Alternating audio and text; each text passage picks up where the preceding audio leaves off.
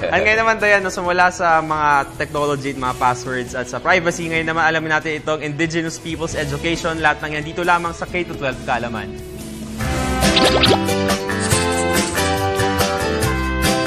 Kumusta mga boss? Ako si JC at muli kami nagbabalik ng pinakamatalik kong kaibigan sa school na si Lulu. Ako si Lulu.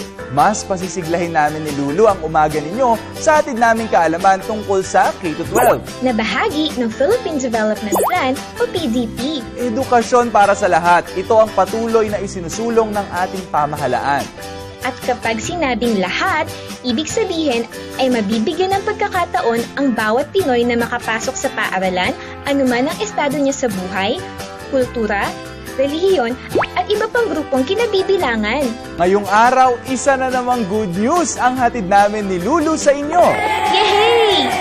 Nitong ika-17 ng Hunyo, naglabas ng pahayag si Education Secretary Armin Luistro kung saan hinimok niya ang mga pribadong institusyon na makiisa sa pagpapalakas ng Indigenous Peoples Education o IPED. Wow! Magandang balita talaga yan para magkaroon din ng equal opportunity ang mga kababayan nating katutubo na makakuha ng kalidad na edukasyon. Ang IPED kasi ay bahagi rin ng ipinapatupad na K-12 program. Kaya naman, para sa mga non-profit private learning institution na naglilingkod sa mga IP learner, maaari kayong magsumite ng application for recognition sa Department of Education Central at Regional Offices mula August 1 hanggang September 30.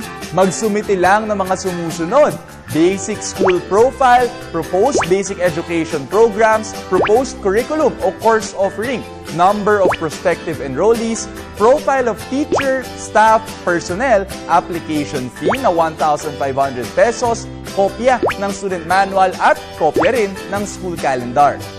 Kapag naaprubahan ng DepEd ang aplikasyon, ihahanay ang curriculum sa pamantayang ipinatutupad ng DepEd para matiyak na makakakuha ng akma at kalidad na edukasyon ang Indigenous Peoples learners. Sama-sama tayong magtulungan para mabigyan ng magandang edukasyon ang kasalukuyan at mga susunod pang henerasyon. Samantala, para balikan ang aming past episodes, bisitahin lang ang aming YouTube channel. Ako si Lulu. At ako naman si JC Tejano para sa K-12 Kaalaman. Paalam!